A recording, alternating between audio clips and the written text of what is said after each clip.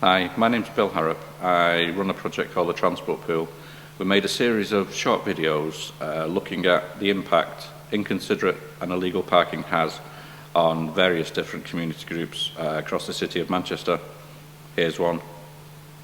Hello, my name's Paul. I live on Upper West Grove, which is one of a group of 5 streets called the Groves in the Ardwick part of Manchester, near the hospitals.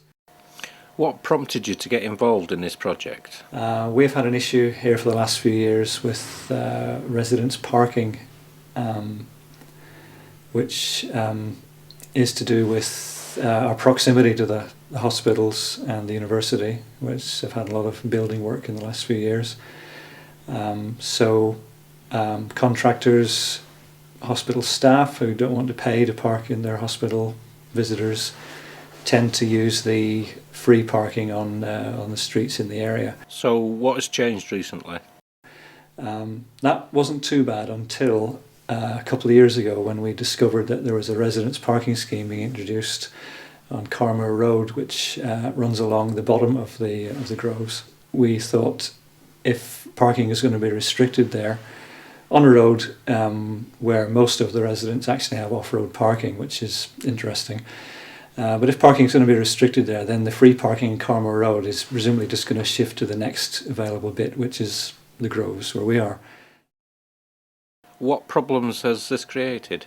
The sort of problems that this has caused will be things like residents not being able to park in front of or near their homes, which if you're carrying some shopping in from Asda from several hundred yards away in the rain is not very pleasant. People can park here legally, there's not an issue there, but the way that they park sometimes can be a problem, in that you'll get a car parking in a place where you can get 2 cars in quite easily, or a car blocking an alleyway, or minibuses and vans parking on the pavement, which causes problems for people trying to get along the pavement. Things like that. So we've got the photographs on the little website we set up of cars parked in quite bizarre fashion, quite some distance from the pavement, which makes things even worse. Does this affect anything else? Problems for deliveries, for ambulances accessing. We have several residents around here who go to special schools or to hospital or homes on a regular basis, and it's been very hard for the vehicles transporting them to actually get near enough to their houses, or even just to physically get down the street.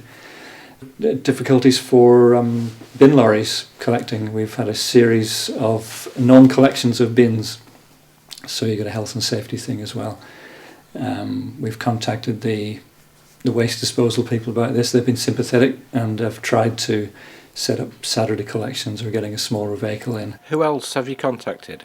Found that through just individuals contacting councillors and phoning up and complaining or emailing that we weren't really getting anywhere. So we thought we need to try and organise a bit here.